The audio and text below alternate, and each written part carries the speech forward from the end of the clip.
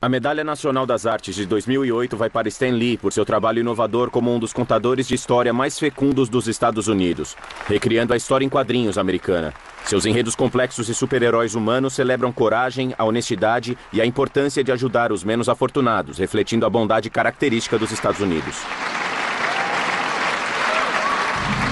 Entrega da Medalha Nacional de Artes e Humanidade.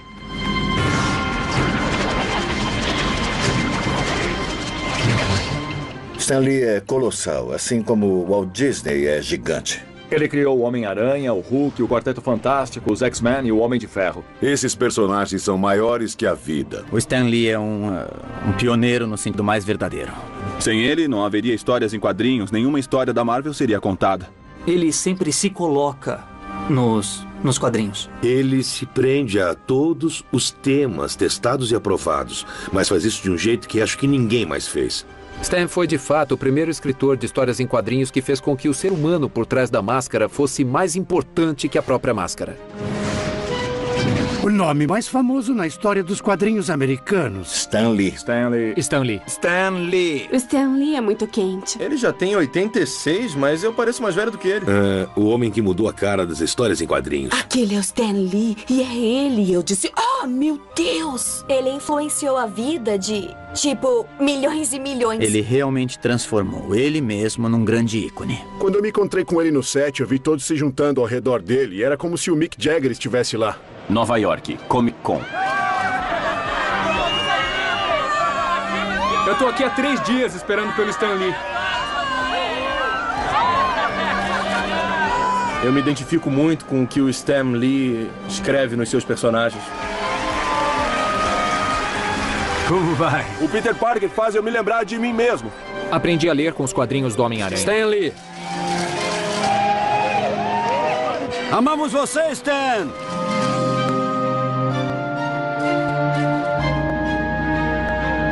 Senhor Stan Lee, será que eu posso tirar uma foto com o senhor? Claro que pode. Fique à vontade. X-Men.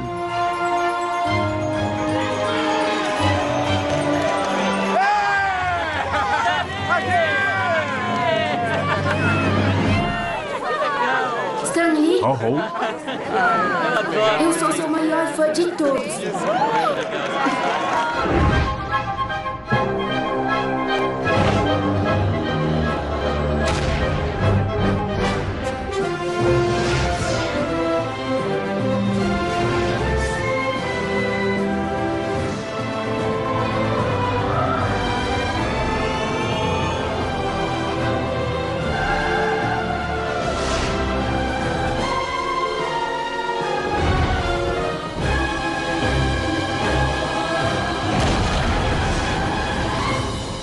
Stan Lee.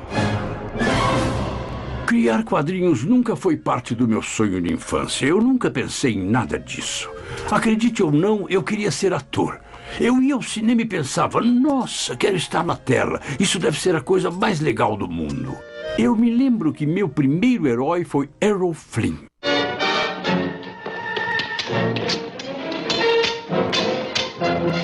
Eu estraguei seus planos? Minha educação foi nos dias de depressão. Terça-feira Negra, a queda da Bolsa de 29. Nós vivíamos no Bronx, na University Avenue. Nós morávamos num apartamento velho que, nossa, eu odiava.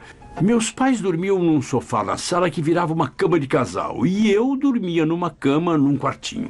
Ainda me lembro como era importante ter bastante dinheiro para um pedaço de pão e um pouco de leite. A grande preocupação dos meus pais, que eles repetiam o tempo todo, era: o que vamos fazer se não descolarmos juntos dinheiro o bastante para o aluguel desse mês? E assim a gente seguia. Meu pai estava muito preocupado em conseguir um emprego. O pobre cara estava quase sempre desempregado. É por isso que eu trabalhava. Mesmo quando estava na escola, eu sempre tinha empregos de meio período. Aos 16 anos, eu trabalhei na segunda maior indústria de calças do mundo. Depois tive um emprego como porteiro em Nova York, no Teatro Rivoli, na Times Square. Entrei nos quadrinhos por acidente. Quando eu soube que eles tinham uma vaga na Magazine Management, queriam que eu trabalhasse no departamento de quadrinhos. Um departamento e tanto. Tinha 2 pessoas, Joe e Jack. E os 2 estavam de fato dirigindo a Timely Comics quando cheguei lá para trabalhar. Jack era o artista e escrevia alguma coisa também. Joe era o principal escritor, mas também o editor, então era mais com ele que eu lidava. Ele me mandava buscar sanduíches ou pedia para eu encher um tinteiro. Quer dizer, fiz muitas coisas jornalísticas com ele.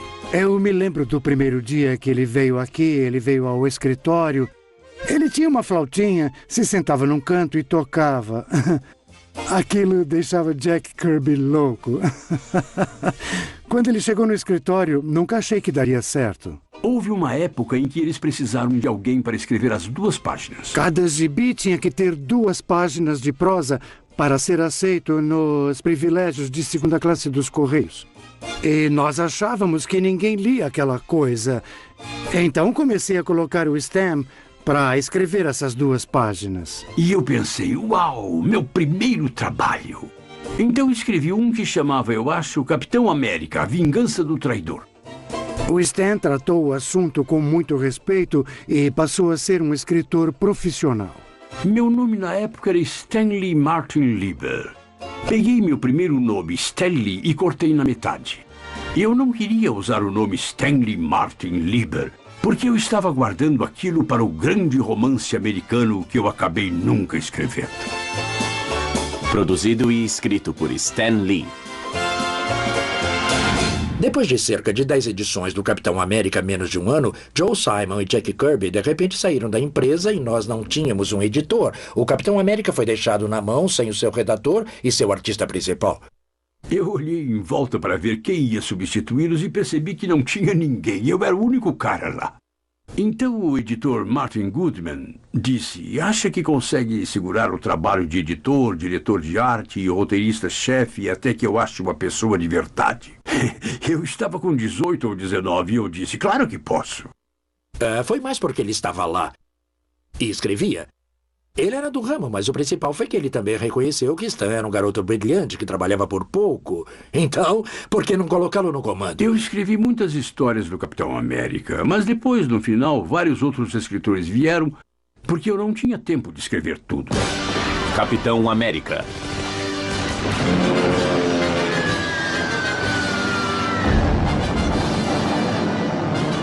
$1.500 mortos no Havaí. Estados Unidos declaram guerra. Os Estados Unidos entraram na guerra e os super-heróis foram para a guerra junto. Quem mais poderia ser o pior super-vilão do que os nazistas? Simon e Kirby foram os 2 primeiros a fazer de fato Hitler como o pior vilão do mundo. Caso do Esquadrão do Mistério.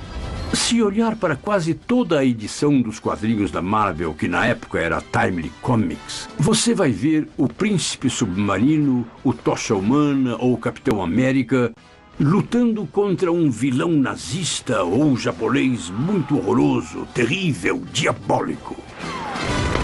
Os quadrinhos estavam vendendo. Estávamos vivendo nossa mitologia, nós estávamos vivendo nossa cultura. E estávamos vencendo a guerra através de nossos super-heróis. E os nossos verdadeiros heróis estavam no exterior.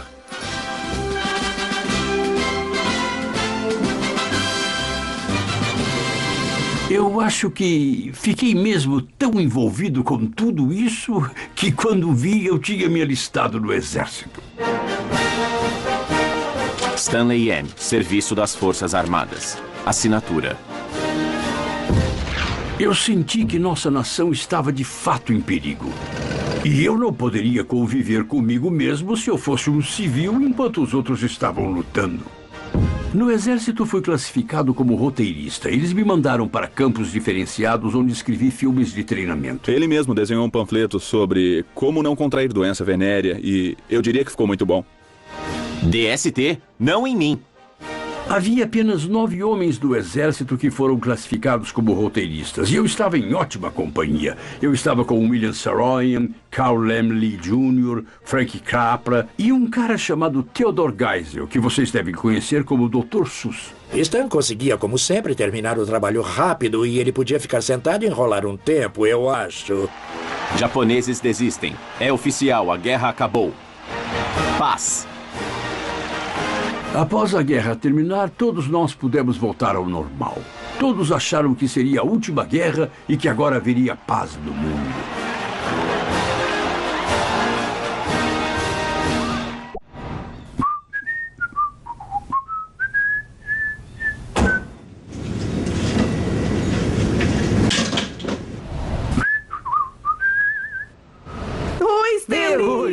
Ai. Eu vou bem. Que bom vê-la. Você teve um bom dia? E você, como está?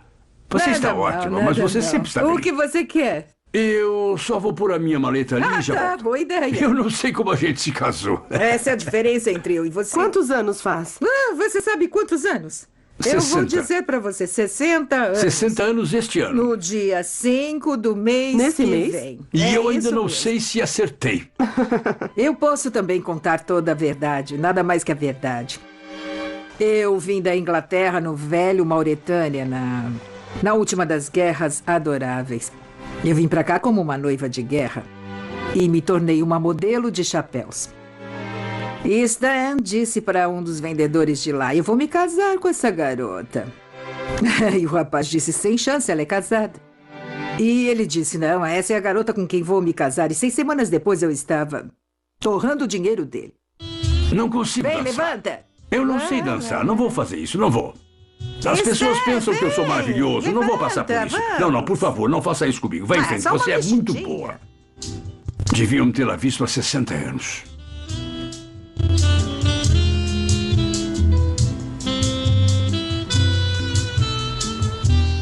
Espere, isso é o que ela odeia. Não faz isso. Não, que eu não, caio. você não faz isso. Você não faz Não, isso. isso aqui é. Bom, isso é que a gente faz. Agora pare. Olha aí.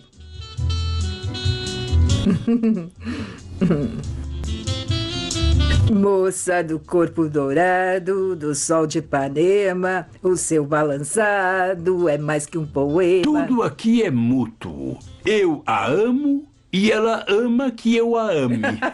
E ele se ama e eu amo ele se amando. É isso. É assim mesmo. É uma sorte que podemos nos mexer na nossa idade. Minha nossa. Após a Segunda Guerra Mundial, nós nos casamos e fomos morar em Long Island. Nós morávamos em um apartamento louco e incrível. Ele era na 96 com a Madison. Tínhamos essa pequena cobertura. E tínhamos também muitos amigos maravilhosos e loucos. Stan estava com a Timely Comics. E ele estava no Empire State Building. Eu me lembro de como era maravilhoso subir naquele elevador e ali estava o Stan com aqueles jovens fazendo esboços, rindo, conversando. Senhoras e senhores, bem-vindos à casa da Marvel Comics, o escritório dos loucos. Stan, eu sempre quis visitar o escritório dos loucos. Como é esse escritório? Bem, não tem muita gente normal. Era um escritório grande, pessoas entrando e saindo, alguns dos gigantes da indústria. E Stan tinha eles à sua disposição. Nós terminávamos uma revista completa todos os dias úteis.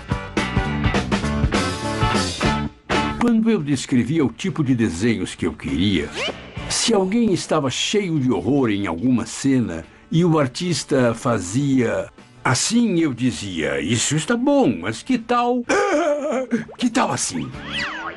Ele pulava no sofá, saía pulando e fazia a voz da tia May.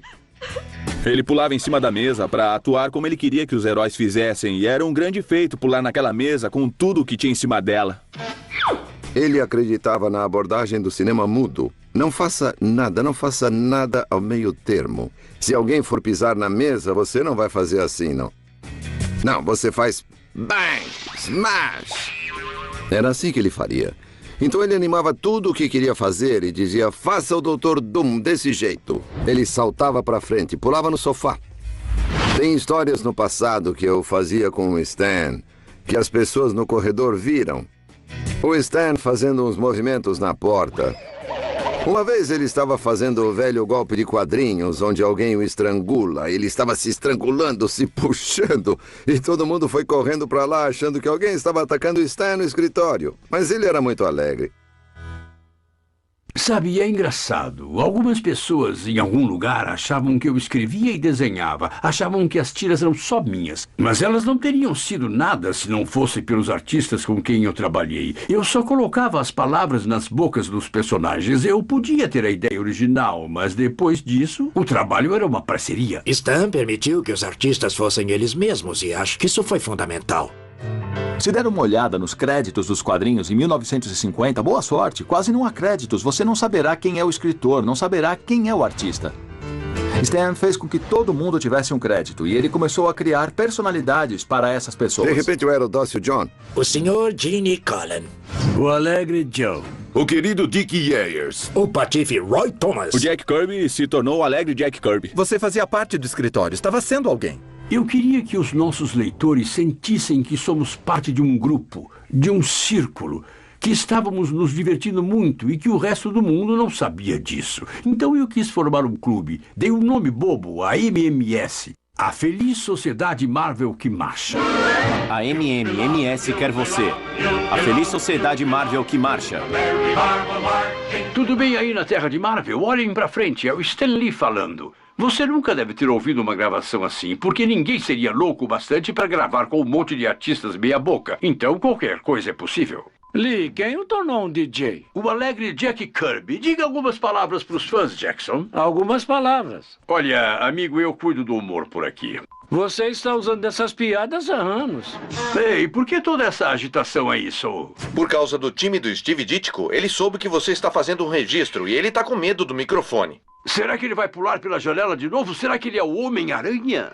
Quer dizer que ele não é? Chega disso. Agora vamos todos voltar ao trabalho. E quanto a vocês, marchadores da Sociedade Marvel, bem-vindos! A Feliz Sociedade Marvel que marcha. O escritório se revela. No início do escritório, Jack Kirby desenvolveu a maior parte dos heróis da Marvel comigo.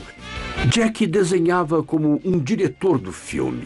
Ele não admitia desenhar nada chato. Em um curto espaço de tempo, de mais ou menos 5 ou 6 anos, o Stan Lee e o Jack Kirby criaram mais personagens bem-sucedidos do que qualquer pessoa ou que 2 pessoas juntas já criaram na história dos quadrinhos.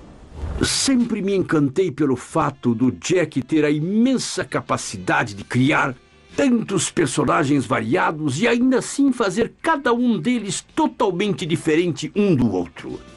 Jack pegava o seu lápis e começava a desenhar. E desenhava com tanta certeza. Ele sabia exatamente onde cada linha estava indo. Não havia nenhuma hesitação. E funcionava perfeitamente. Era incrível. Eu consigo sentir a história antes. Conheço aquelas pessoas antes. Quando eu as desenho, elas já nasceram. E eu as desenho como gostaria que vivessem nessas páginas. Eu já havia trabalhado tanto com o Jack. Nós fizemos aquelas histórias de monstro, faroestes, guerra, fizemos de tudo. Eu dava para eles a trama. Eu dizia como eu queria que a história fosse. Eu costumava ouvi-los planejando histórias, mas não me lembro deles terem concordado em algo. Jack tinha suas próprias ideias. Ele ia para casa, fazia sua versão. Stan, quando recebia as páginas, dizia: Jack, você não lembrou de nada do que falamos. Jack fazia uma versão, Stan fazia outra coisa. E é por isso que havia um desacordo entre Jack Kirby e Stan Lee, por causa da história deles. Estávamos habituados a ter desentendimentos. Eu nunca pensei que isso o deixasse nervoso. Adoro brigar. Talvez eu me incomodasse, pois eu dizia sempre: você está errado. Muitos repórteres sempre pensaram: o Stan criou tudo. Então eles entravam no escritório dele, ele estava lá, encantador, ele era incrível, você amava o cara. Alguém queria me entrevistar para a revista Herald Tribune. E eu disse: mas olha, se vai me entrevistar, acho de verdade que deveria entrevistar Jack Kirby ao mesmo tempo, porque ele trabalha comigo. Então ele foi até o meu escritório e nos entrevistou. Jack me disse que ia ficar sábado à noite com a esposa dele e que logo de manhã iriam até a banca para comprar. As 5 primeiras colunas foram todas sobre mim e como eu era maravilhoso. Na 6ª coluna, eles começaram a falar sobre o Jack de uma forma pouco lisonjeira. Recebi um telefonema da Rose, a esposa de Jack. Eu não tinha visto o artigo e pensei que ela estava me ligando para dizer como foi legal e como estavam animados. Só que ela estava em lágrimas e disse como isso pode ter acontecido. Foi a coisa mais horrível, foi mesmo. Jack foi embora e eu realmente suspeito que pode ter sido pelo simples fato dele ter se cansado de sempre estar escrito nos créditos por Stan Lee e Jack Kirby o tempo todo e pode ter desejado sua independência. Pelo que eu sei, não há controvérsia. Quero dizer, ele foi o maior parceiro que um cara pode ter. No final, Jack entrou em contato comigo. Ele queria voltar, o que me deixou feliz. Quadrinhos são prejudiciais à juventude. Psiquiatra pede para banir quadrinhos de crime. O senhor acredita que existe algum perigo em pegar os jovens e mostrar a eles algumas figuras e aparições fantásticas como alguns de seus super-heróis, o Capitão América, o Hulk e assim por diante. Não é mais perigoso do que ler contos de fadas, ou poesia, ou a Bíblia. É a minha opinião, sem qualquer dúvida razoável e sem qualquer reserva, que os quadrinhos são um fator contribuinte importante em muitos casos de delinquência juvenil. O Dr. Werthen era o adversário principal dos quadrinhos e o que tinha mais voz. Na época em que ele fazia seu grande discurso contra os quadrinhos, as pessoas estavam muito preocupadas com a violência, com o sexo e com as coisas que o Dr. Werthen estava dizendo. Ele entrevistou 100 adolescentes infratores e todos disseram que em um momento ou outro leram revistas em quadrinhos. Portanto, o Dr. Werthen concluiu: quadrinhos causam delinquência juvenil. Quando eu era menino e ficava com um grupo, fazíamos diversas coisas. Assávamos batatas, saíamos em expedições, virávamos as latas de lixo aqui e ali, escrevíamos comentários desagradáveis sobre o professor na calçada. Nós nunca passamos uma tarde sentados desse jeito lendo. Lendo histórias dedicadas ao adultério, à perversão sexual, ao horror, ao mais desprezível dos crimes. Os senadores foram impiedosos. Eles disseram: você está nisso pelo dinheiro. É claro que está pela grana e nós não. Sabe, será que vale o dinheiro se vai distorcer o aspecto da vida dos jovens? A Sedução dos Inocentes, por Frederick Werthen. Uma das minhas favoritas entre as acusações que o Dr. Werthen fez foi que os quadrinhos causam asma, porque as crianças se trancavam em casa para lê-los em vez de brincar ao ar livre. O fato dele ser um psiquiatra impressionou os pais e eles começaram a pensar: o que acontece nesses quadrinhos? O Dr. Werthen, de repente, deu aos pais uma resposta fácil. Não pense que você é um mau pai. São aqueles malditos quadrinhos que estão arruinando seus filhos. E as pessoas aproveitaram isso e entraram na onda. Os americanos estavam envergonhados com os quadrinhos. Eu e o Stan nunca dizíamos que trabalhávamos em quadrinhos. Eu dizia que era ilustrador e ele que era escritor. Nunca falávamos quadrinhos. Às vezes, algumas pessoas que não estavam muito familiarizadas vinham até mim e diziam: e o que você faz? Ah, cara, eu não queria admitir o que eu fazia, então eu dizia algo como: sou um escritor, e saía fora. Mas ele me seguia: o que é que você escreve? Eu dizia: histórias para crianças, e eu fugia de novo e ele me seguia. Que tipo de histórias? Em algum momento eu tinha que dizer quadrinhos. Nessa hora ele se virava e fugia, ia embora. Produtores de quadrinhos recebem aviso do governo. As editoras se uniram e contrataram uma psiquiatra, acho que o nome dela era Trulock, senhora Trulock, para chefiar uma organização chamada Associação Americana das Revistas em Quadrinhos. E eles seriam um grupo de autocensura.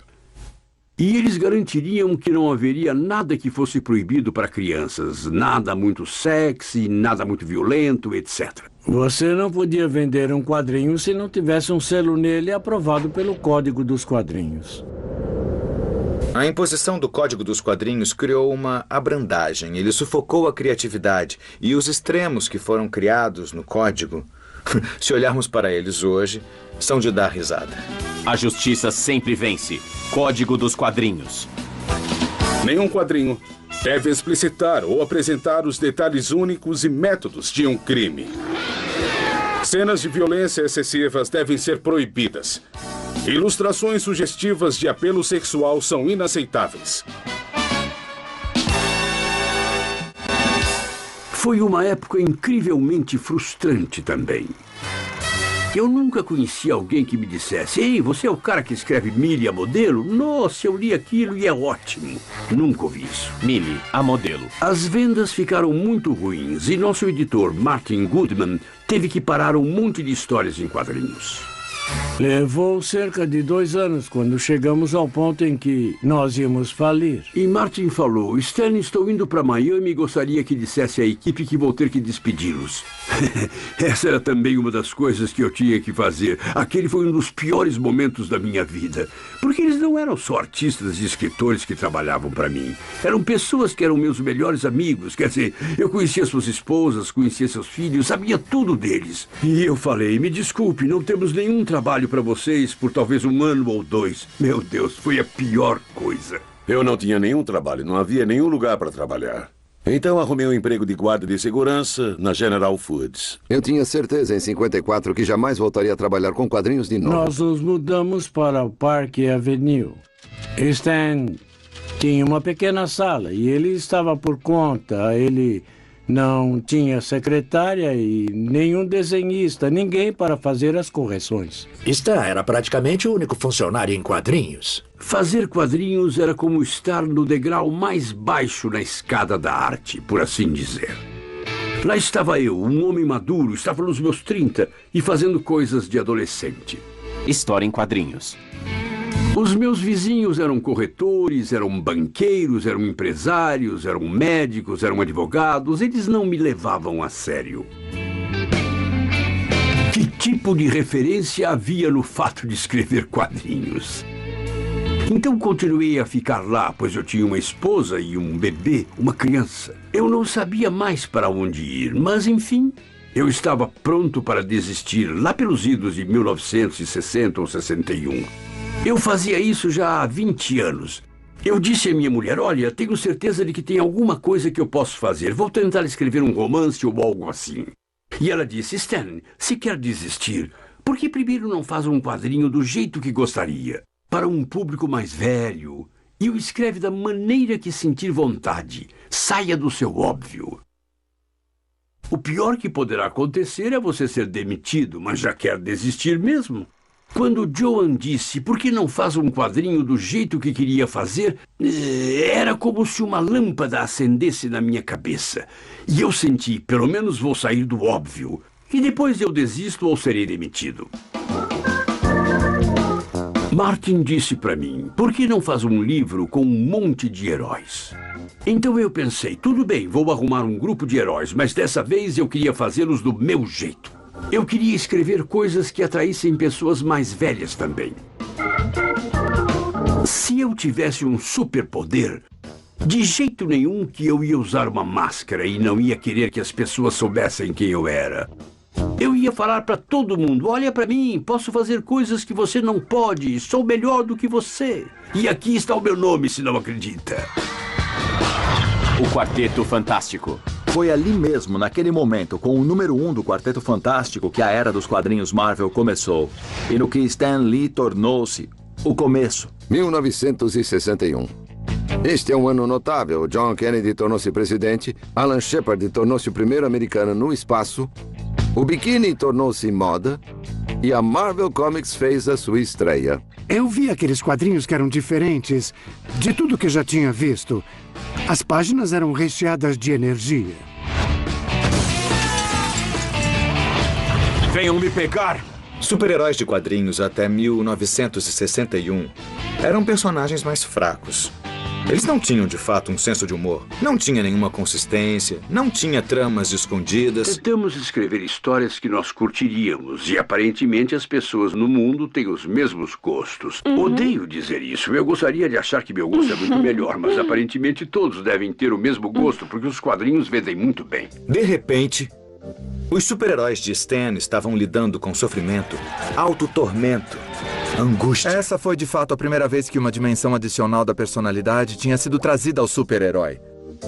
Stan conseguiu trazer algo que nos fazia ter interesse pelo personagem, em oposição à fantasia.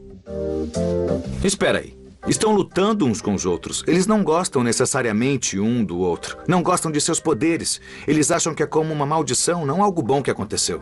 O que está errado? Eu estou desaparecendo?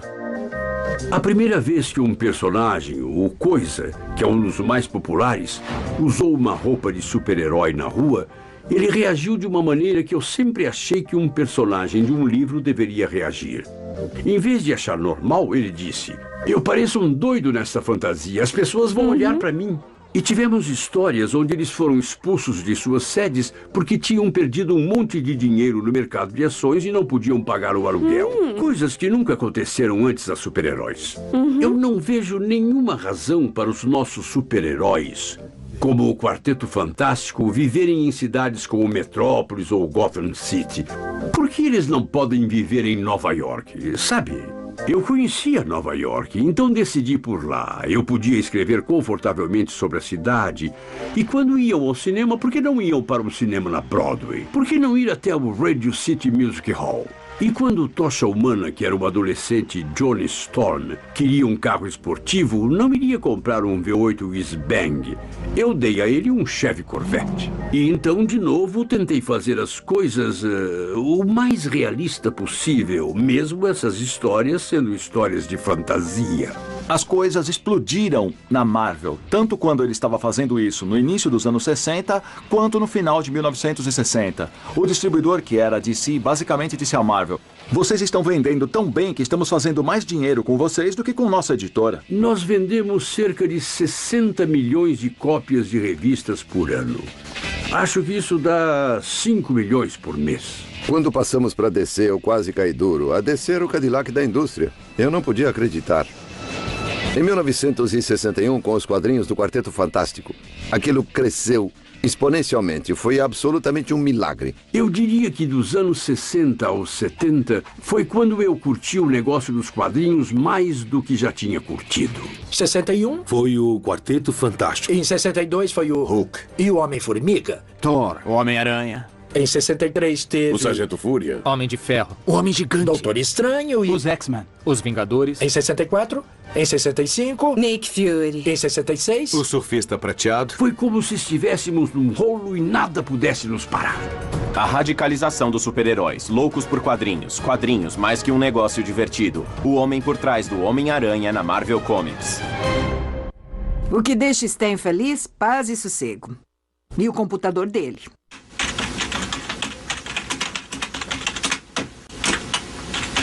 Nos últimos 27 anos, desde então, moramos aqui. Tudo o que escrevi, eu escrevi aqui. Aqui é onde eu trabalho. É um espaço funcional que tem todas as coisas que eu preciso para trabalhar. Eu gosto porque é confortável, quer dizer, eu tenho a minha copiadora lá, minha máquina de fax aqui, o meu computador ali e uma pequena poltrona para sentar se eu quiser ler um livro.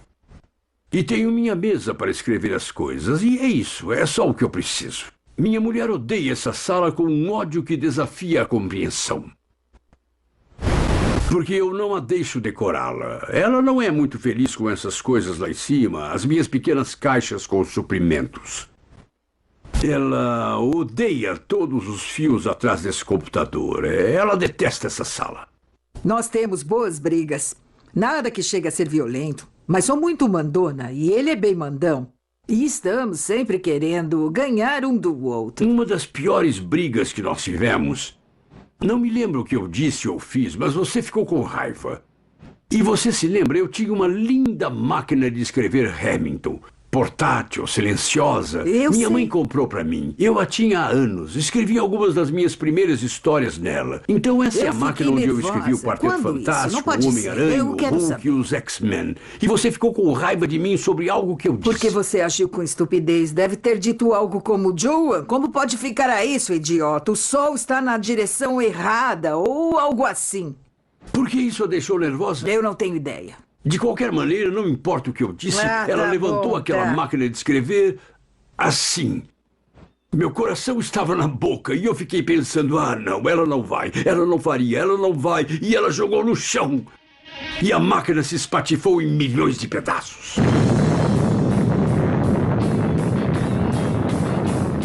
Kennedy ordena bloqueio de Cuba, pois os comunistas constroem bases nucleares. Os anos 60 foram a era atômica e as pessoas começaram a construir abrigos nucleares em seus quintais. Eu me lembro que morávamos em Long Island na época e havia 1 ou 2 vizinhos nossos que formaram equipes de construção e fizeram esses abrigos de cimento reforçado, portas pesadas que fechavam o abrigo e os abasteceram com água e com todo tipo de enlatado.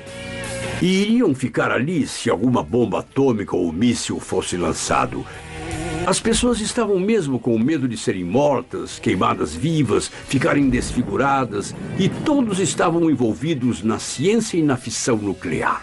Então, quando eu criei o Hulk, eu queria dar-lhe uma base científica.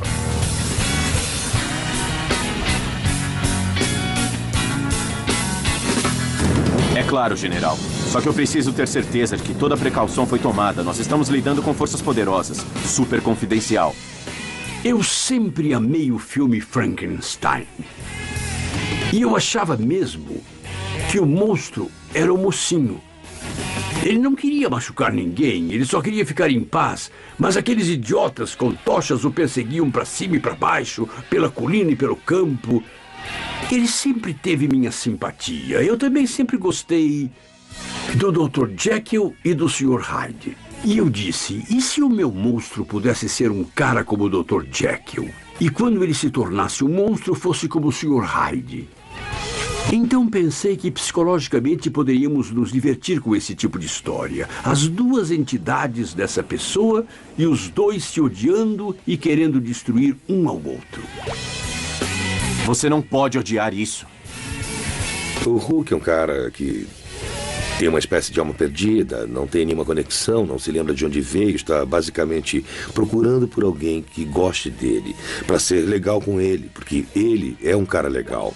Se pudessem confiar nele, eu poderia revelar meu segredo. O Stan chegou e, com sua opinião sobre super-humanos, ele prestava muito mais atenção ao humano do que ao super. Ele fez os personagens reais.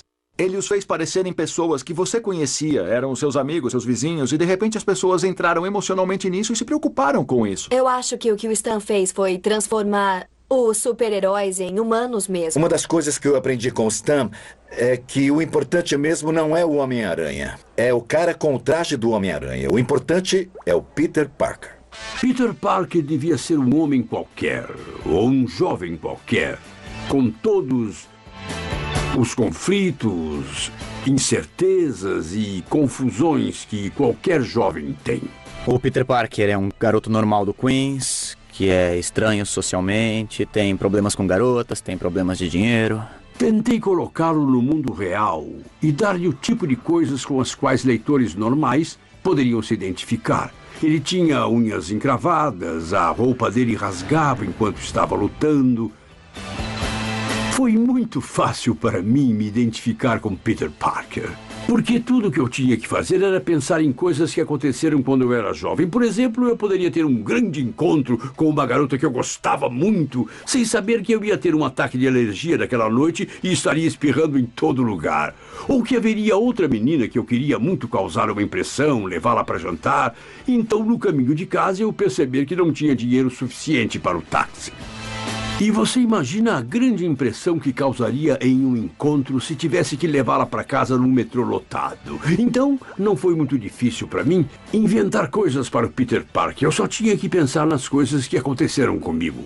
O Homem-Aranha é o Stan. Eu enxergo isso perfeitamente. Todas as coisas que Stan sente moralmente.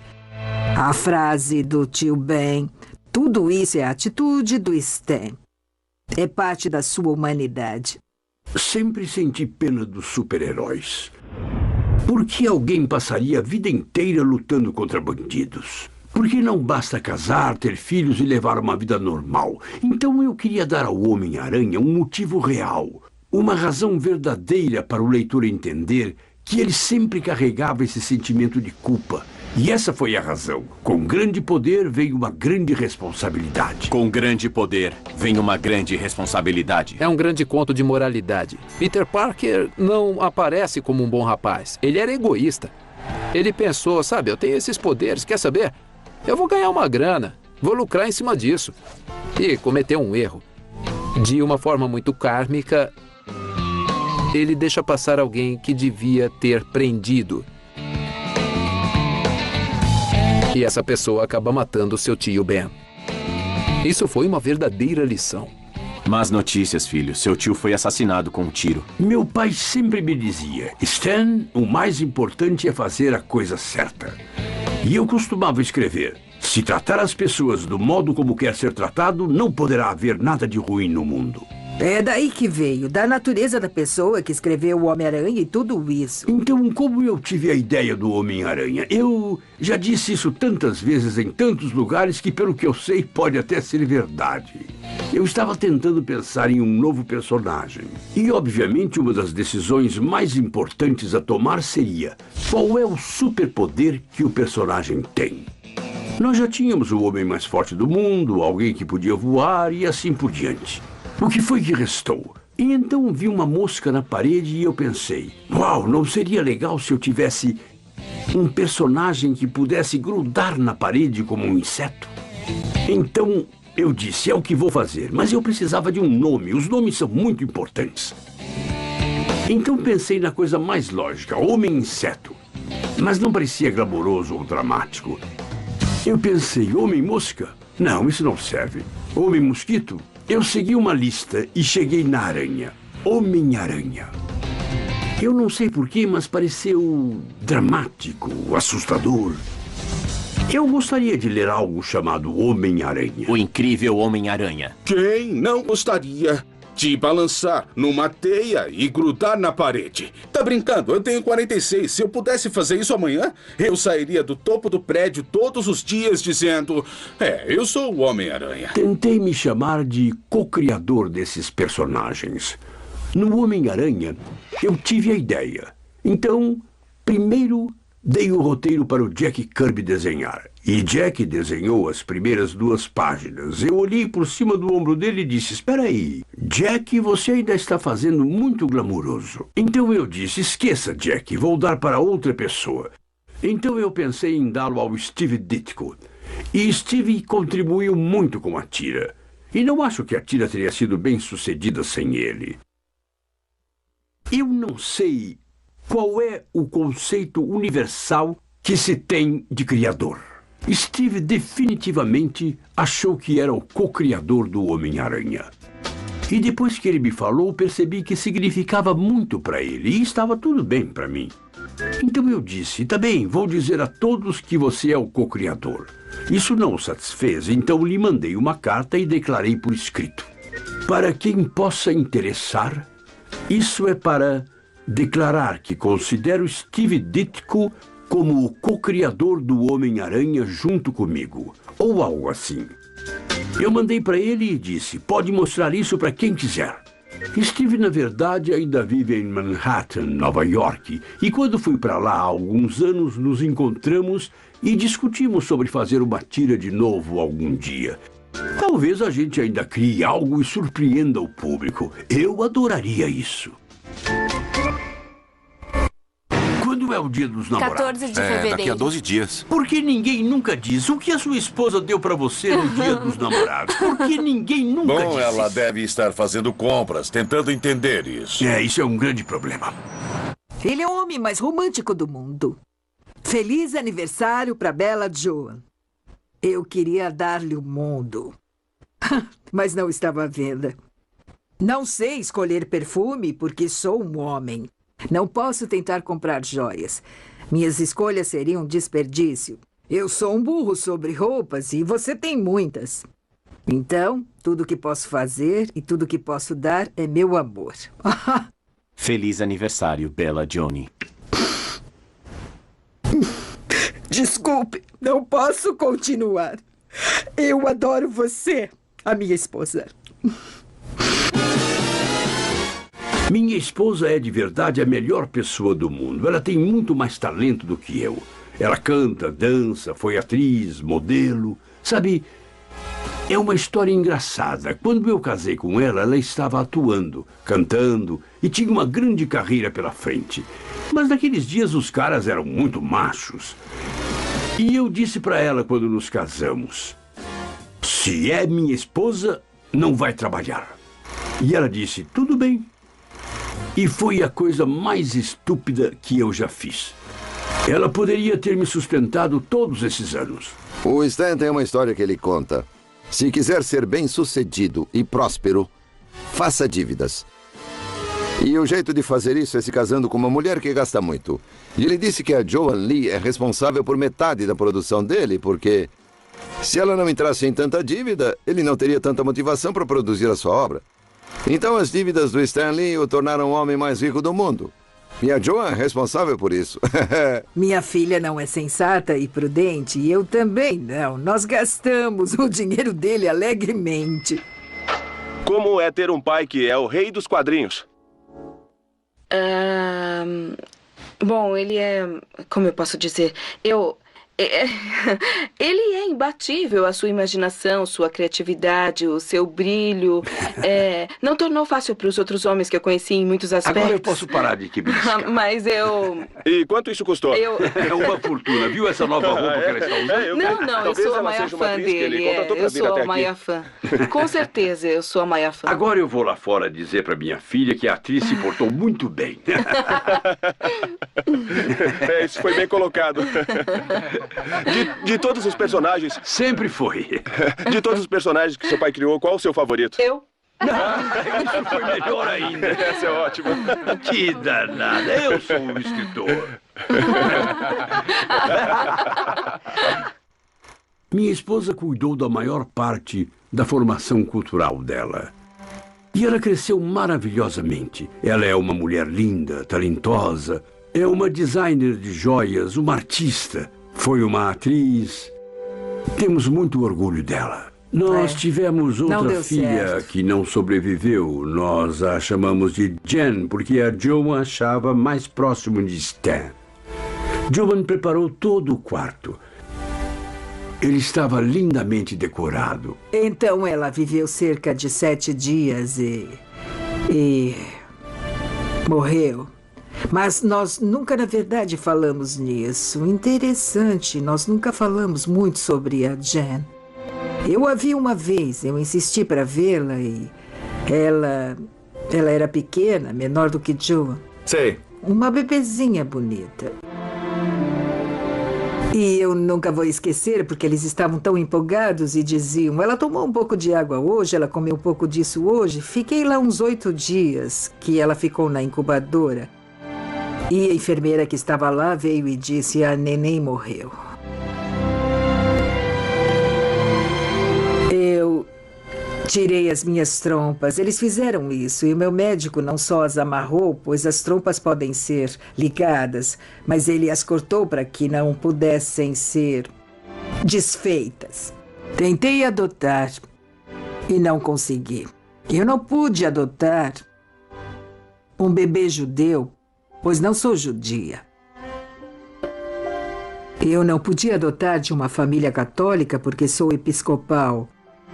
Naquele determinado momento não podia. Não dava para adotar em nenhum casamento misto na época. Tudo o que tinham que fazer era vir e olhar como vivíamos, olhar a minha filha, ver a minha esposa com a nossa filha, olhar para mim. Mas eles só a investigavam, falavam com ela e ela voltava para casa aos prantos.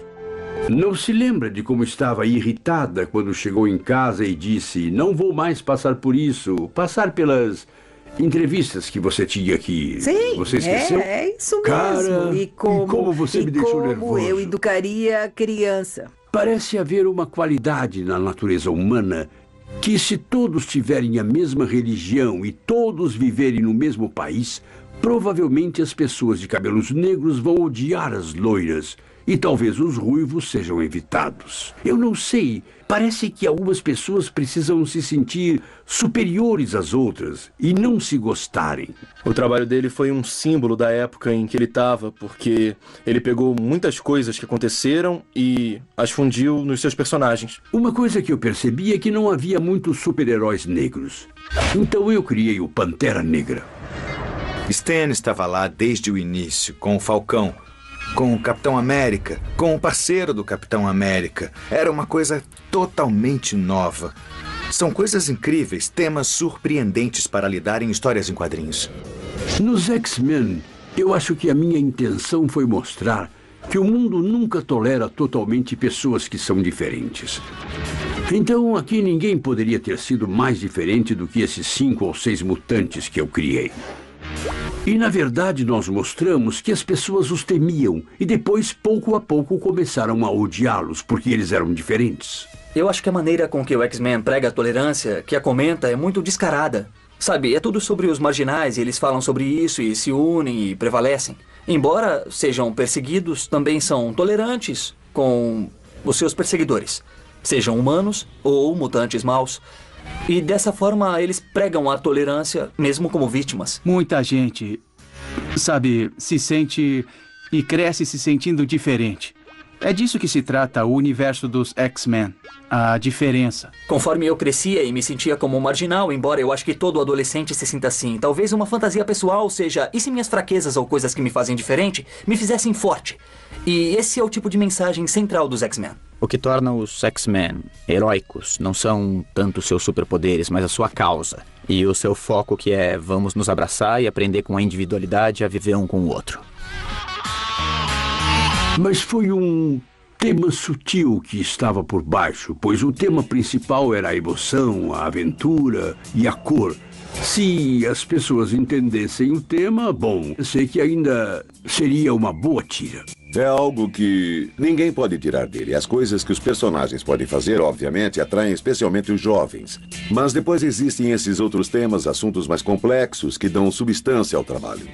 E conforme os anos 60 começaram a se tornar os anos 60, onde os temas de alienação, aceitação e sentimentos contra o complexo industrial militar se tornaram mais e mais importantes para uma cultura juvenil crescente, ele realmente virou tudo de cabeça para baixo de novo. Naquele tempo, todo mundo estava cansado do complexo militar industrial. Só por diversão eu pensei em fazer o Homem de Ferro, um símbolo do complexo militar industrial, e fiz os leitores gostarem dele. O Homem de Ferro lida com muitos temas diferentes no decorrer da sua longa carreira. Tudo desde a bênção misturada de uma nova tecnologia maravilhosa, mas perigosa, e ele lidou também com o alcoolismo. Stan continuou abordando os problemas do cotidiano, temas polêmicos, questões pessoais e a angústia que os adolescentes têm. Então decidi ter uma coluna todo mês, onde eu conversaria com os leitores. Chamei de Palanque do Stan. E eu falava sobre qualquer coisa que me ocorresse, sobre política ou sobre escola. Ele estava incluindo os leitores em tudo o que fazíamos. Ao longo dos últimos anos, a Marvel Comics se tornou o material de leitura mais popular em praticamente todos os campos das faculdades dos Estados Unidos hoje. Senhoras e senhores, no próximo segmento da transmissão, vamos falar sobre histórias em quadrinhos, eu acho. Há anos percebemos quanta influência os quadrinhos da Marvel realmente têm sobre as pessoas. Nossos leitores vão desde os 6 anos de idade até, como mencionei, a faculdade e além dela. Eu diria que esse é o meu principal objetivo. Elevar os quadrinhos ao ponto deles serem um meio de comunicação respeitado e que não sejam pensados somente como algo para crianças. Se quer voar pelas estrelas, então pilote você a nave. Você sabe que não pesquisamos o suficiente os raios cósmicos. Eles podem matar no espaço. Então é por isso que ninguém pode ficar contra ele. A revista de humor da Universidade de Califórnia, The Pelican, recentemente chamou os quadrinhos da Marvel de a maior revolução na literatura no campus desde o Nu Desdobrável. Uma vez por ano recebíamos uma carta e alguém escrevia: "Ei, comprei um de seus quadrinhos e faltava um grampo, quero meu dinheiro de volta." Eu corria pelo escritório com essa carta na mão. "Recebemos uma carta de um fã."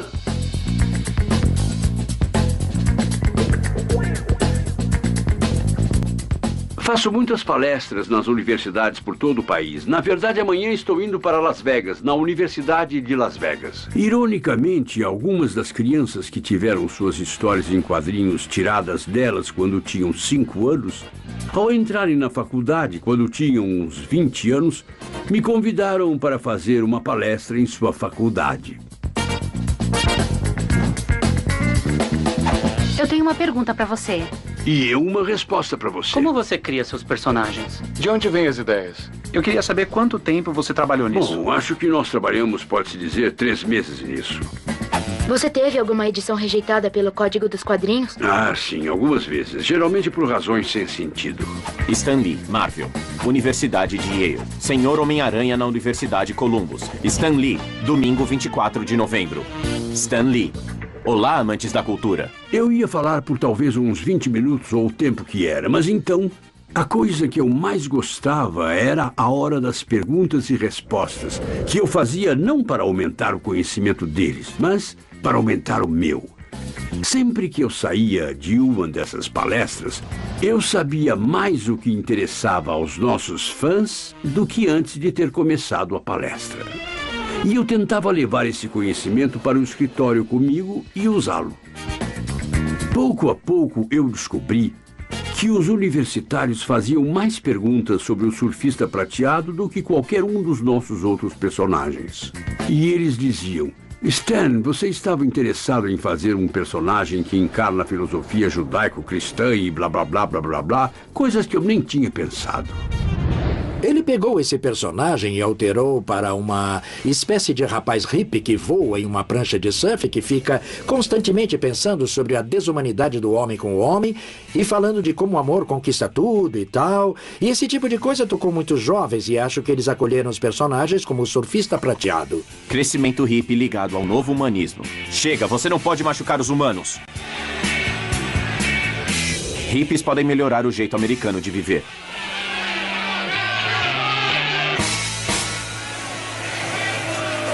A Marvel Comics começou a assumir uma personalidade e eles começaram a ver que havia um cara por trás dessa coisa toda. Ele comercializou os quadrinhos e os super-heróis primeiro para o seu público principal, depois ao público universitário, convencendo-os de que eles eram tão maduros e sofisticados como pensavam que eram, e depois garantiu que o mundo em geral soubesse disso. Nossos personagens se tornaram populares em todo o mundo. E eu tinha ido para a Inglaterra, França, Polônia, Bélgica, Espanha, Itália, Japão, China. E comecei a passar menos tempo no escritório. Eu não via muito os escritores. Ele teve que colocar o Thor, o Homem-Aranha, o Quarteto Fantástico para outras pessoas escreverem. E esses quadrinhos nunca tinham sido, pelo menos o Homem-Aranha e o Quarteto Fantástico, nunca tinham sido escritos por outra pessoa. Estou me dedicando somente a tentar levar a empresa para outros campos. O cinema e a televisão. Eu tinha ido para a Califórnia a negócios e ia ficar por um dia, passar a noite. E eu pensei, essas pessoas não percebem que estão vivendo no paraíso, o clima, a vastidão. E eu pensei, como posso mudar para Los Angeles quando tudo na Marvel está em Nova York? Então eu disse ao pessoal da diretoria, sabe, por que não montamos o nosso próprio estúdio em Los Angeles? E eu mesmo faço o supremo sacrifício. Eu mesmo vou enxotar a minha família e nos mudaremos para lá, para garantir que tudo dê certo. É o mínimo que posso fazer para a empresa. Bom, eu acho que todos choraram na sala. Você faria isso por nós, Stan? Então, eles me mandaram para cá para ajudar a estabelecer a Marvel Produções, um estúdio de animação. Eu mudei com minha esposa e filha. Nós vendemos tudo em Nova York e estamos aqui desde então. Hollywood. Acordo entre Marvel e NBC. Editor da Marvel ainda faz grandes planos. O Vingador de Capa mira as telas. Editor da Marvel se concentra em TV e cinema.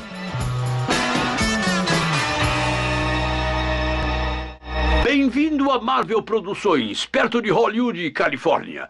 Aqui é onde estamos transformando muitos de seus heróis favoritos dos quadrinhos em programas de TV. Amigos do Aranha, vamos em frente! Muito bom, podemos manter isso. No estúdio de animação da Marvel Produções, eu era a cabeça criativa do estúdio. Eu me intrometia em todas as coisas que estavam fazendo, nos roteiros, na arte e na direção. A empresa está atualmente produzindo 250 desenhos animados de meia hora, bem como 3 desenhos de longa-metragem.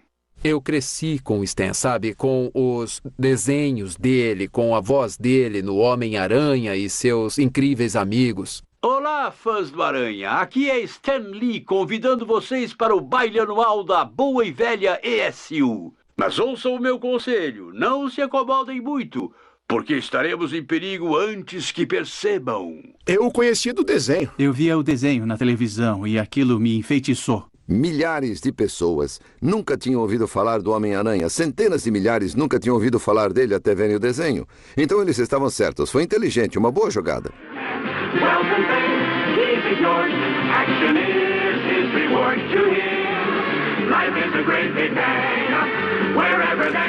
Seu vizinho amigável, o Homem-Aranha.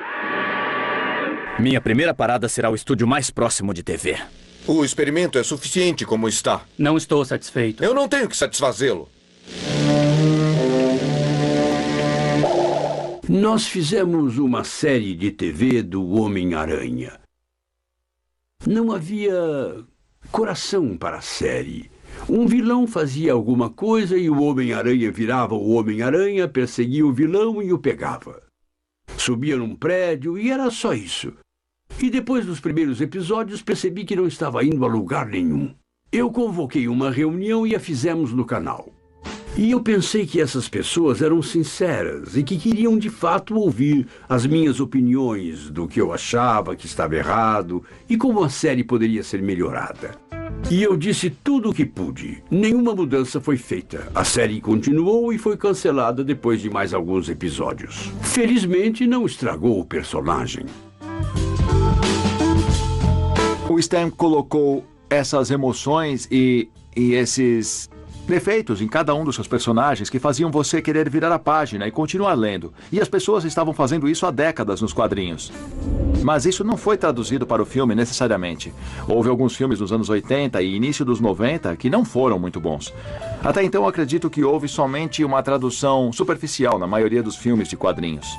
É difícil explicar a frustração, sabe? Nós tínhamos esses grandes personagens, sabíamos como deviam ser retratados, havia pessoas que queriam fazê-los, mas nada de fato bem-sucedido. E os fãs não tinham nenhuma esperança que a Marvel ia fazer algum filme bom. Vamos detonar! Valeu! É isso aí! Abaixa, todo mundo pro chão! Ah! Aí, o que tá acontecendo? Assustei você? Isso foi interessante. Eu nunca fiz isso antes. Depois de anos de processos e disputas de propriedade, a Marvel Comics e a Sony resolveram suas diferenças, finalmente permitindo que o Homem-Aranha fosse comercializado como um grande fracasso cinematográfico. Agora, o único desafio do filme é encontrar um ator digno de usar um traje super apertado e que, por acaso, também tenha nascido sem os órgãos genitais. Finalmente, um dia, um sujeito chamado Avi Arad veio ao nosso estúdio. E Avi compreendeu os nossos personagens. Eu me lembro do meu primeiro encontro com Stan no Bel Air Hotel. E ele me disse, todos disseram que vão deixar os filmes fora disso. E ele tinha perdido a fé de que essa coisa poderia ir ao próximo nível. Houve falsos começos. Fazer um filme é complicado, bem caro. O que funcionou para nós é que há uma nova geração inteira de cineastas que realmente se ligaram em entrar nos negócios dos quadrinhos. Vai virar ator, hein? Não. Eu soube que você estava aqui e eu disse, eu não ligo, eu tenho que falar um oi para ele, eu amo ele. Eu te amo, você é como um santo, você é como um pai para mim. Sam Raimi e esse cara fizeram o Homem-Aranha. Não poderia ter sido o que foi sem esse cara aqui. Obrigado. Tobey Maguire. Eu não tinha nenhuma dúvida de que esses quadrinhos se tornariam o entretenimento mais poderoso e empolgante que o mundo tem a oferecer nos dias de hoje. Quando a tecnologia chegou a tal nível que poderia ser possível retratar esse universo de uma forma que ia funcionar com o público. Um dos filmes que todo mundo está ansioso para ver este verão é o X-Men. Vai ser nesse esquema? X-Men é basicamente uma história em quadrinhos na tela? É o primeiro personagem da Marvel que terá um filme de grande orçamento, um grande filme. Uma reunião foi marcada com o pessoal da Marvel e o Stan Lee apareceu na reunião. Ele estava tão entusiasmado. Então eu pensei, bom, eu vou descobrir como honrar aquilo que ele criou com tanto entusiasmo. Tudo o que diziam sobre o primeiro X-Men foi negativo. E você lia nos discursos, é um filme da Marvel, dá pra saber que vai falhar. Até que saiu o filme e a opinião das pessoas também não mudou e lançou a era dos filmes da Marvel que estamos agora. Em boas mãos com os mutantes. Depois de 30 anos de batalha, os X-Men dominam a América. Heróis dos quadrinhos com super músculos. Como trazer os quadrinhos de heróis à vida.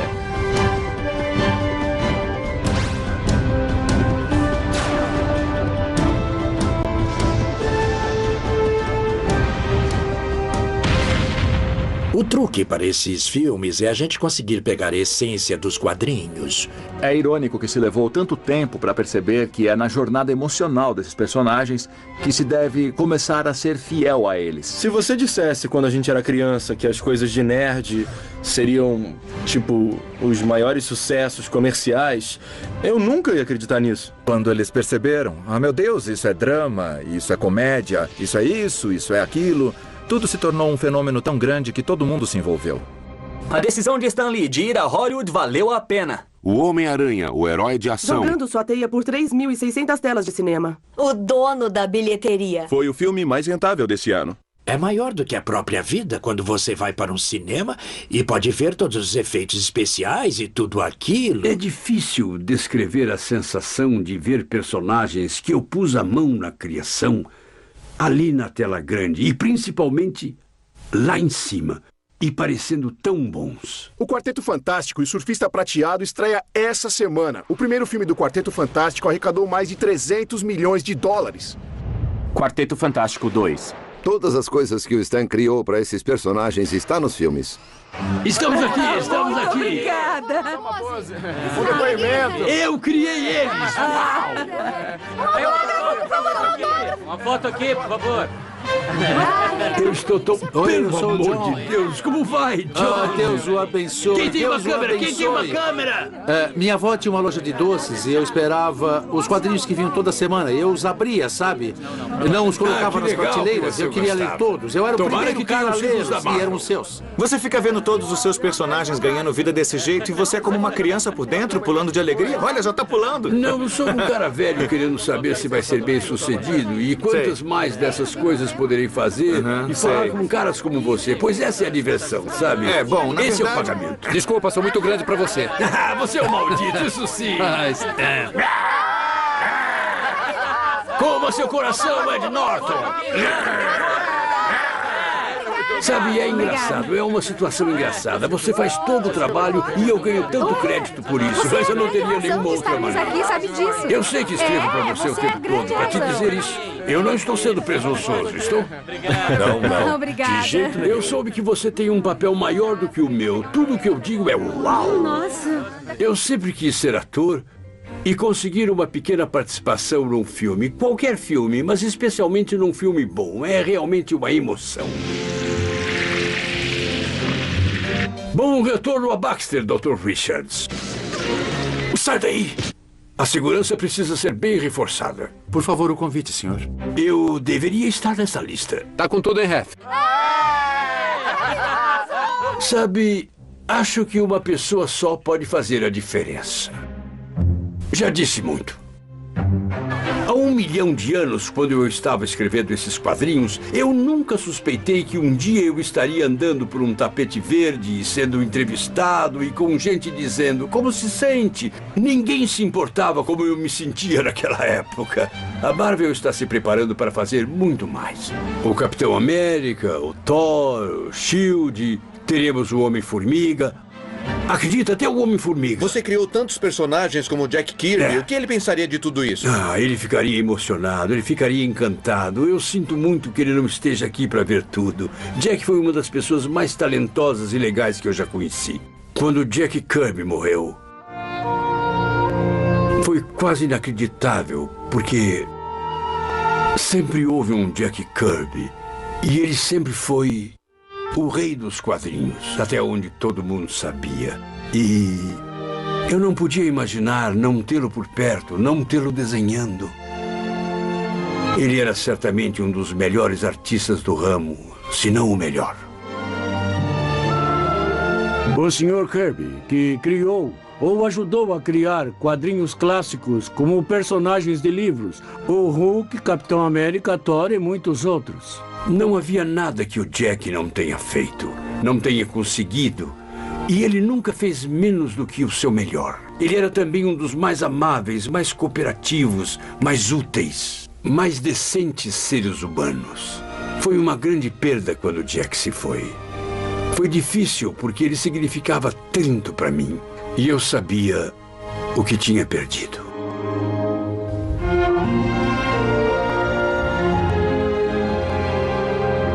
O Os negócios da mídia. Marvel entra com uma ação em colapso financeiro. E a Marvel foi à falência. É difícil de acreditar porque ela está tão bem agora, porém coisas aconteceram. A Marvel ficou financeiramente falida. Mas os personagens, as propriedades intelectuais não tinham falido. A certa altura da falência, um dos chefes atuais da empresa disse a um grupo de banqueiros: o Homem-Aranha por si só vale $1 bilhão. E o meu contrato estava inválido, como todos os outros, e eu não queria parar de trabalhar. Então formamos uma empresa juntos e quiseram chamá-la de Stan Lee Media, que eu achei muito lisonjeiro. A Stan Lee Media foi formada durante a bolha da internet, que foi uma loucura, em torno de 1999. Comecei nos quadrinhos quando eles ainda estavam nascendo. Agora tenho a chance de entrar na internet quando ela ainda está no começo. E é um campo muito maior e mais poderoso que os quadrinhos foram. Esses são os primeiros dias do que estamos fazendo e do que todos fazem na internet. E faremos coisas mais e mais interativas. E isso é algo que não dá para ser feito na televisão. E estamos só começando. Acho que tomaremos conta do mundo, não acham? Stan é um cara de ideias. Ele é um gênio criativo. Palanque online do Stan Lee.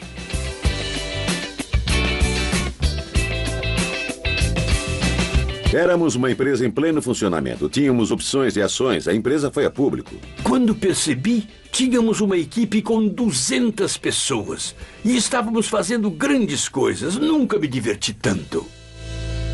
A Stan Lee Media passou uma fase ruim no ano de 2000, quando diversos executivos da empresa foram indiciados por fraudes no mercado de ações. Pegos pela malha fina, 4 sendo acusados no caso de fraude da Stan Lee Media. Federais investigam as finanças da Stan Lee Media. Advogado extraditado do Brasil volta aos Estados Unidos por acusações de fraudes. Peter Paul, réu. Em 98, eu e Stan Lee cofundamos a Stan Lee Media, como uma empresa de entretenimento e de marketing global baseada na internet. Após isso, eu e os outros enganamos o público investidor com relação ao meu controle de ações e a demanda do valor de mercado das ações comuns da Stan Lee Media. Stan é o criador consumado. Ele não tem nada a ver com o negócio financeiro. É possível que tenham se aproveitado. Foi uma terrível bomba para mim, especialmente porque as pessoas tinham investido na empresa e ela tinha o meu nome. Foi de cortar o coração. As pessoas começaram a ir embora, então foi muito difícil. Todos estavam tristes, então a gente não queria ir, a gente queria continuar trabalhando.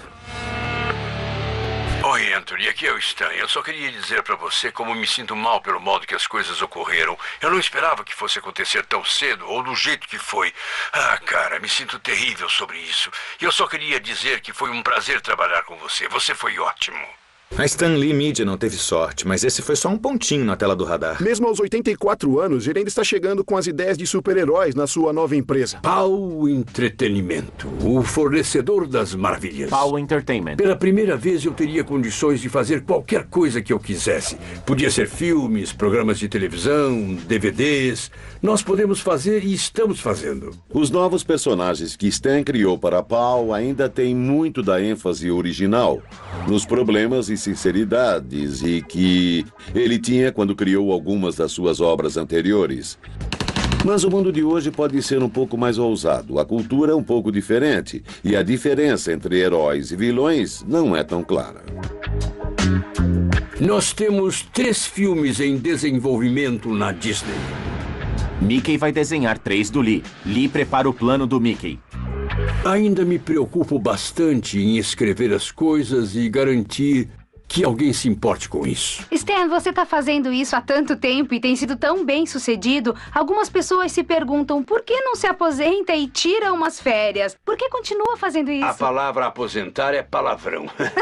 Sabe, a maioria das pessoas quando se aposenta diz: enfim, vou ter chance de fazer o que eu sempre quis. Mas eu estou fazendo o que eu sempre quis. Estou trabalhando com artistas, escritores, diretores. Eu estou trabalhando em coisas criativas. Estou me divertindo, quero dizer. Não me castigue me fazendo aposentar. O Incrível Homem-Aranha. Agora que os quadrinhos são tão bem-sucedidos e os filmes são tão grandes, imaginam que isso foi um sucesso do dia para a noite. Eu digo para você que é o mais longo dia para a noite que alguém poderia ter. Apesar de todos os seus sucessos e reconhecimento, Stan é, na verdade, um cara normal.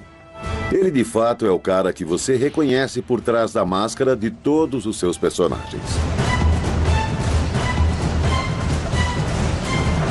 Eu fiz tudo o que queria fazer.